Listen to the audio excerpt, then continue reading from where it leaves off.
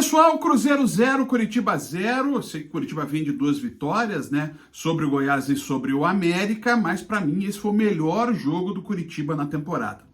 Porque esse foi um jogo em que o Coritiba competiu o tempo inteiro contra uma equipe que a gente pode dizer que tem um nível, nesse momento, superior a ele.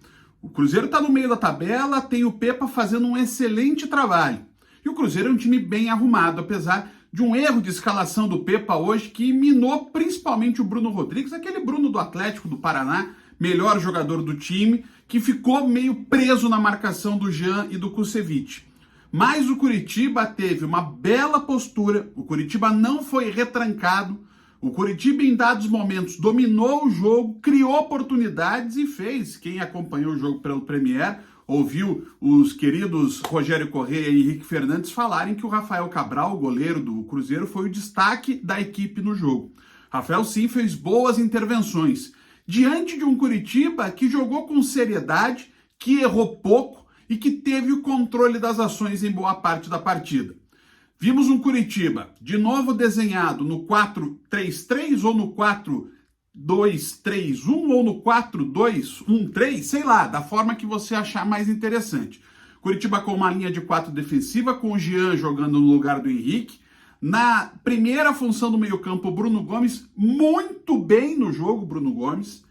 Mas no meio à frente, o Matheus Bianchi e o Marcelino Moreno, que caiu um pouco pelo lado, mas o Robson aberto pela esquerda e o Caio entrando pela direita. Os dois abertos e voltando para marcar. E na frente apenas o Rodrigo Pinho. O Rodrigo Pinho, que para mim é a peça claramente que destoa do time, talvez já esteja destoando do elenco.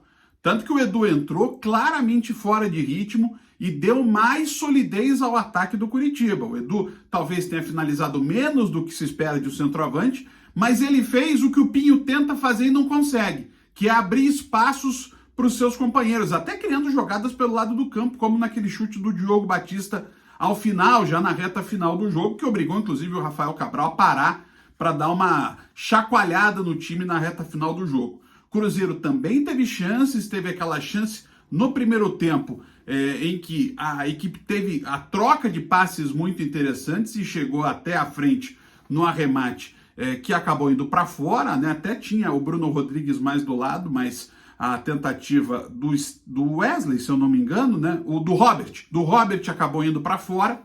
E depois o Cruzeiro teve uma chance muito clara no final do jogo com o Matheus Vital. Um jogo equilibrado, 0-0, não é um placar longe do ideal para esse jogo, mas foi muito interessante ver a postura do Coritiba, bem diferente do que a gente viu na temporada inteira. Não um time medroso, não um time que se enrolava, não um time que não conseguia jogar. O time melhorou fisicamente, o time melhorou taticamente, e aí um mérito total do Thiago Kozlowski, e também melhorou emocionalmente, mérito do Thiago e da comissão técnica, em que novamente aponto o Reginaldo Nascimento como um personagem importante. Com as alterações do Coritiba no segundo tempo, o Coritiba ganhou qualidade. Acho que o Andrei vai ganhar essa vaga no Matheus Bianchi.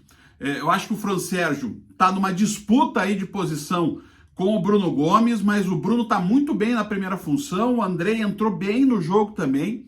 Com o Marcelino Moreno, destaque do Coritiba técnico na partida, o Moreno só precisa lembrar, às vezes, de dar o passe em vez de tentar o chute quando ele está muito preso. Mas o Moreno teve uma partida muito boa. Robson, lutador como sempre. O Caio foi pouco explorado no primeiro tempo. O jogo no primeiro tempo, se você viu, ele correu praticamente na sombra, né? O primeiro tempo inteiro, né? Quem apoiava era o Palácios pelo lado do Cruzeiro e o Jamerson do lado do Coritiba. Jamerson seguro na marcação, presente também no meio-campo, e interessante. O Jamerson vindo pela diagonal, né? Fechando da ponta para o meio, deixando o corredor, inclusive, para o Robson jogar, e depois no segundo tempo para o Marcelino, que também fazia essa jogada, né? Ele recebia do meio e ia para a ponta, ou vice-versa. O Coritiba bem posicionado, enfrentando um time que jogava em casa, que tem uma campanha bastante regular no campeonato e vem com esse 0-0. Um 0-0 justo pelo que aconteceu no jogo e que dá um panorama muito mais interessante para o Coritiba, que veio de 2 vitórias na base da empolgação, do vamos lá, resposta a quem os jogadores viram que foram criticados, mas hoje não. Hoje foi um jogo de mais qualidade tática do Coritiba. E esse resultado eu acho que é bastante interessante. Tanto o resultado quanto a atuação, que mostram que o Coritiba pode sim evoluir no Campeonato Brasileiro, com mais uma, duas, três peças que venham para jogar e com jogadores que cá estão. Resultado bom, atuação boa do Coritiba em Belo Horizonte. Um abraço.